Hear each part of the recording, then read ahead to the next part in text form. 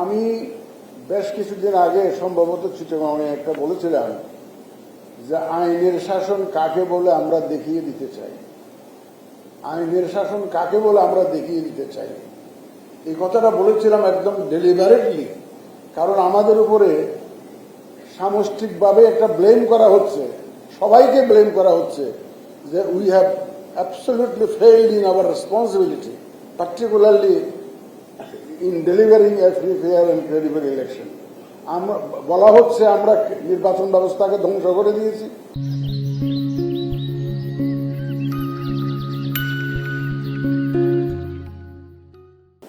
বলা হচ্ছে আমরা সব যোগসাজশ করে একটা ম্যানেজড ইলেকশন করেছি।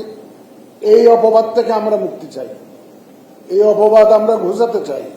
আমরা প্রমাণ করতে চাই যে আমরা সঠিক সুন্দর নির্বাচন করতে পারি, এবং এটা একমাত্র আইনের শাসনের মাধ্যমেই সম্ভব, রুল অব লর মাধ্যমেই সম্ভব।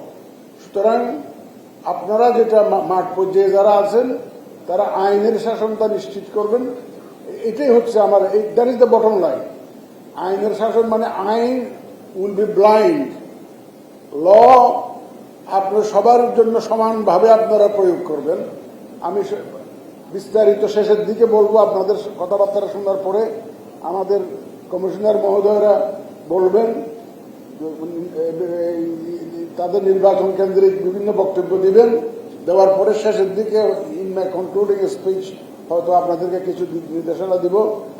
এখন আপাতত আমি শুধুমাত্র আপনাদেরকে স্বাগত জানানোর জন্যই আমি দাঁড়িয়েছি, এবং আমি বলতে গেলে সারা বাংলাদেশের প্রশাসন যেভাবে যাদের উপর দাঁড়িয়ে আছে, সারা বাংলাদেশ এখানে উপস্থিত আছে।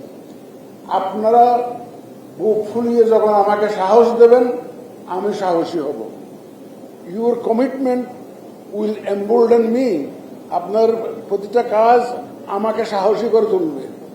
আমি এই ওয়াদা করতে পারি, আপনারা যখনই সাহসী পদক্ষেপ নেবেন, আইনের প্রতিষ্ঠার চেষ্টা করবেন, বিধিবিধানের আলোকে কাজ করবেন, ইনশাল্লাহ election commission will be beside you.